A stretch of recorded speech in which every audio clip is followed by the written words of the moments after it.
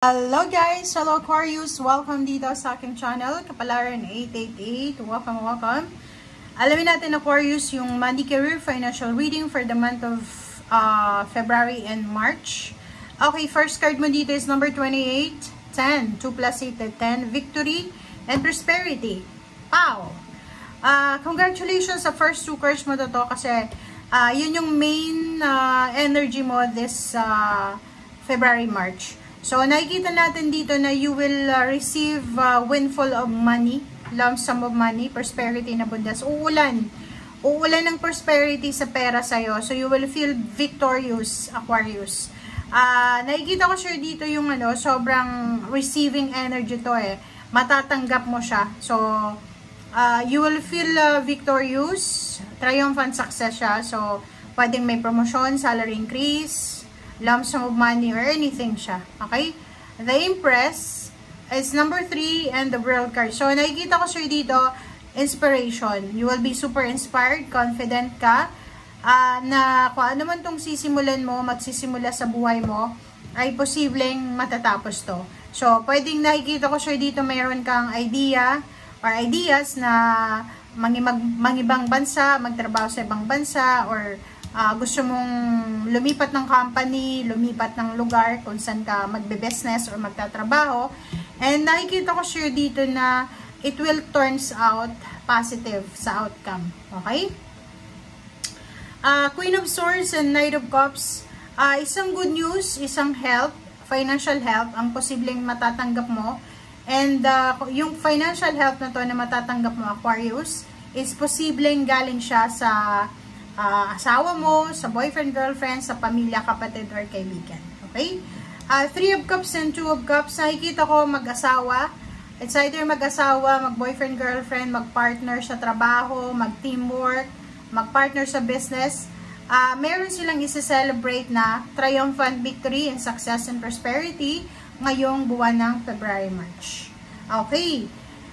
The Star and the Chariot, pareho silang major arcana guys. So, sinasabi sir dito ng baraha na isa sa mga financial wishes mo, isa sa mga wini-wish mo financially, ang posibleng mangyayari. Pwedeng, ang nakikita natin dito sa Chariot is travel, yung makapagtrabaho ka sa ibang bansa.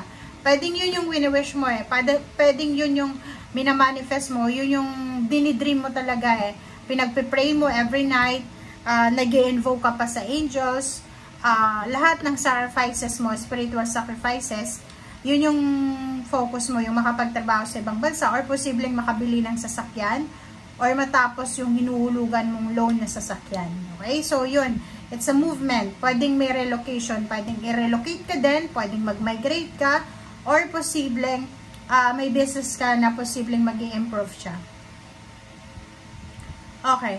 Next is Princess of Cups and then 6 of Wands. So, nakikita ko sir dito na sobra-sobrang blessings yung darating sa buhay mo. Makakatanggap ka ng, yun nga, pwedeng appreciation, victory, success, recognition, awards, rewards.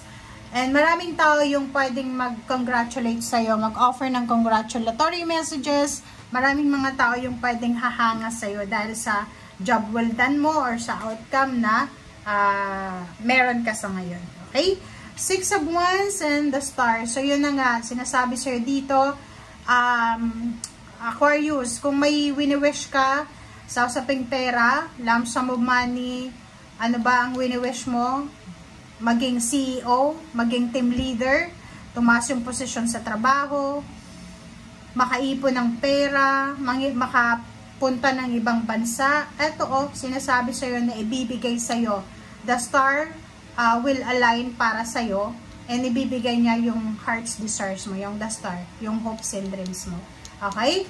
And next is the Chariot and 3 of Cups. So, nakikita ko sir dito na posibleng magse-celebrate ka kasama ng iyong pamilya. Pwedeng may migration to, pupunta ng ibang bansa ang buong pamilya, or mag-asawa, mag-boyfriend, sabay silang magta-travel papuntang ibang bansa. 2 of Cups and Queen of Swords. Nakikita ko sir dito na hindi lang sa pera, swerte ka, pati sa relationship nakikita ko na sobrang swerte ka sa mga kaibigan, relationship, katrabaho, or sa boss. Okay? The Empress and Knight of Cups.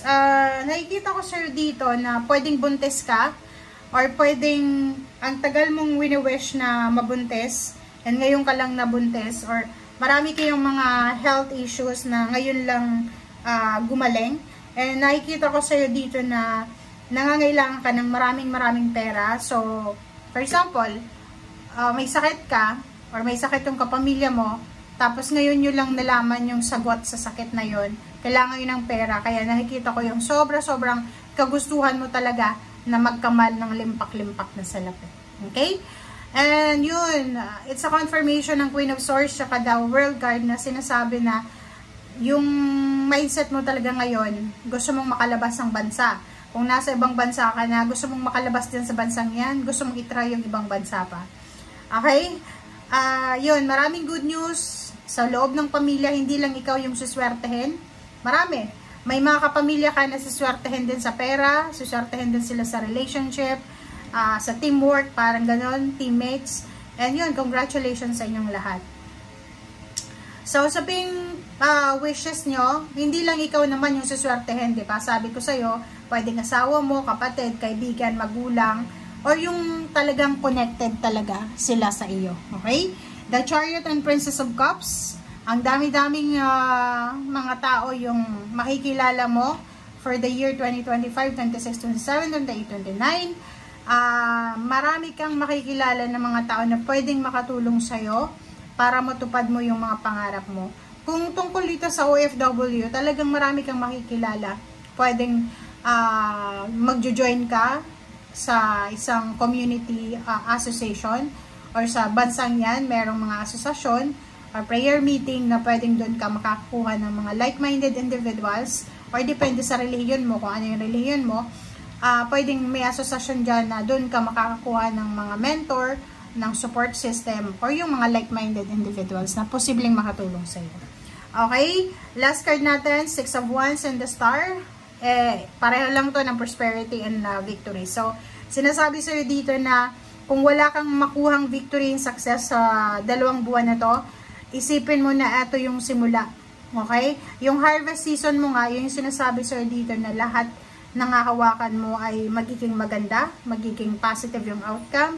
So, kung wala ka pang ma-experience ngayon na victory and success, prosperity, recognition, wish fulfillment, brace yourself, ihanda mo ang sarili mo dahil aarangkada na ang swerte sa buhay mo. Parang kinonfirm niya lang yung victory dito, diba? Sinasabi dito ng victory, 6 of Wands. Prosperity, 6 of Wands. The Star, victory.